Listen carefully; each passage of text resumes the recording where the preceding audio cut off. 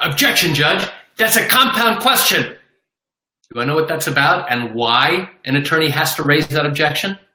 Come join me for a moment as I share with you some great information which will help you understand why an attorney jumps up out of their seat, yells out, "Objection, Judge, that's a compound question." Hi, I'm Gerry Oginski. I'm a New York medical malpractice and personal injury attorney. So now let's say you brought a lawsuit, and now you've brought a lawsuit and your case involves medical malpractice. It could be an accident case, it could be something else, but it's a civil lawsuit where you are seeking compensation.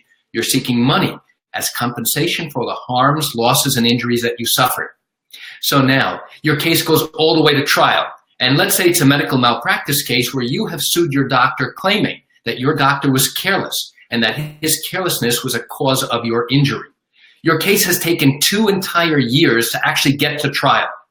And now, and now the defense has said, wait a second, we don't agree with anything you've claimed here. We don't agree we did anything wrong. In fact, they say we did nothing wrong. And then they say, hey, if we did something wrong, so did you, Mr. Patient. And if we did something wrong and so did you, patient, well, guess what? You know what? They'll say, hey, I didn't cause your injuries. Hey, Mike, how are you? Nice to see you.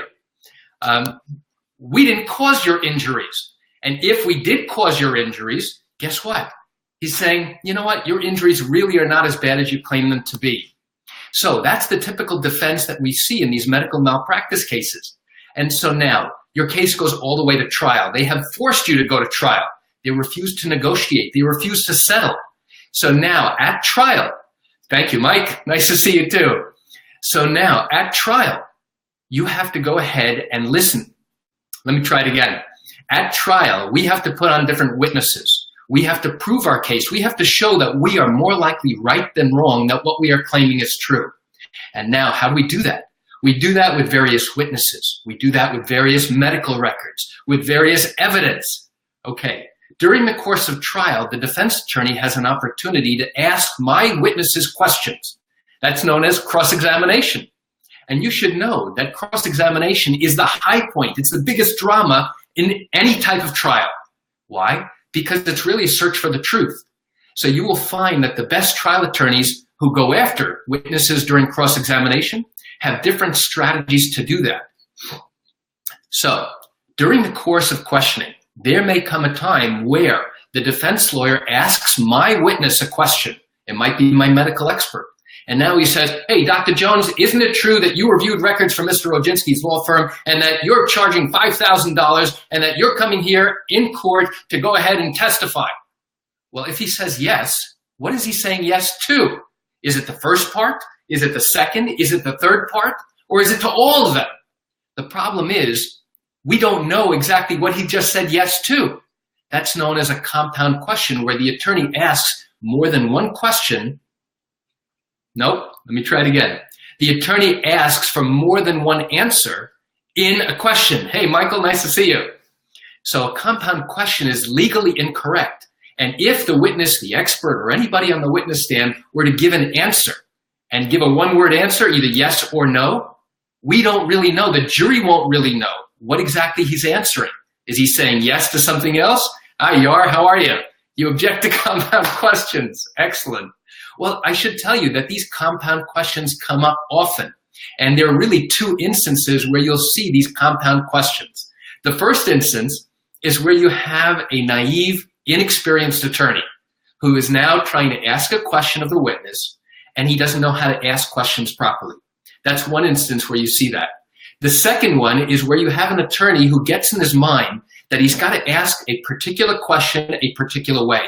So he asks the question, it has 4 different things in it. And now I get up, I yell out, objection, judge. And the judge agrees with me, and he says, objection sustained, counselor, which really means, counselor, you can't ask that question. There's something wrong with it. Try asking it a different way. So now this lawyer who thinks he has to ask the question phrased the way he just did, again and again and again, asks it the same way. And I have no choice but to stand up and object. Judge, objection. It's a compound question. He's asking the same question. And the judge will likely say, objection sustained, which means he can't ask the question and the witness is not to answer it.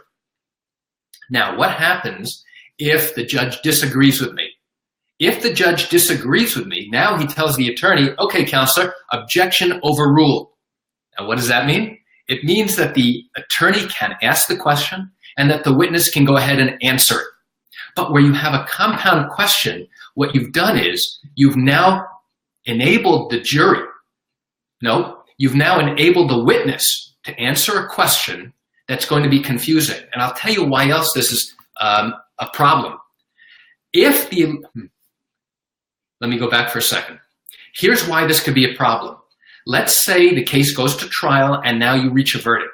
And the losing attorney goes ahead and appeals that verdict. Well, when he takes it to the higher court, known as the appellate court, the only thing that they have to go by is the transcript, the trial transcript, to determine what was done during the course of trial.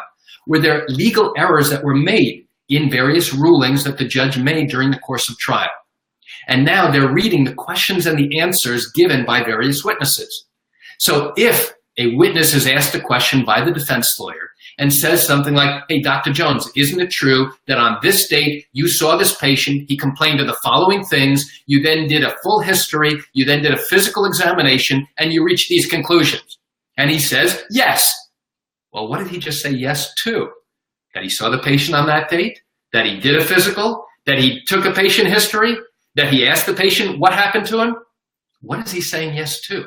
And if it's not clear, now you've created a problem, because now he's given an answer, he's given testimony, he's given evidence about either his opinions, his conclusions, or his personal observations. And now we don't know what the answer is to. So you will find that the best trial lawyers, ones who cross-examine witnesses, ask one fact per question. And let me show you how that's done. But first, I'm going to take a water break.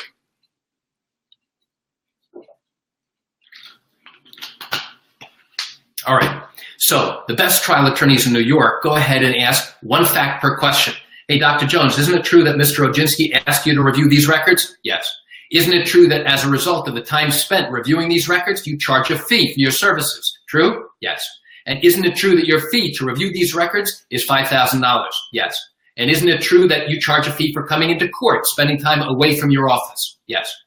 So now, what have I just done?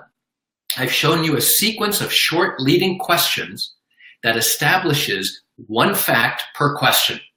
That's the right way to do it. Otherwise, if you ask multiple questions contained within one, that's known as a compound question. And I have no choice, and my adversary, if I do the same thing, will have no choice but to stand up and object and say, objection, judge. That's a compound question. And then the judge will make a ruling, and then we'll continue forward. So why do I share this quick information with you? I share it with you just to give you an insight and an understanding into what goes on in these civil trials here in New York involving accident cases and medical malpractice cases and wrongful death cases. And you know, I realize that on your Facebook feed, you may not be searching for this information right away. But if you know someone who is looking for this information, what I encourage you to do is to share this information with them so that they can understand too how this type of matter works. And as always, if you or the person you're sharing it with have questions, what I invite you to do is pick up the phone and call me. I can answer questions just like these, and I'd love to help. You can reach me at 516-487-8207 or by email at Gerry, Gerry, at Oginski-law.com. Well, that's it for today's video question. I hope you have a wonderful day. And as always, reach out to me if you have questions, leave comments below. So now you know what happens if an attorney asks a compound question. And that's it for today. Take care, everybody.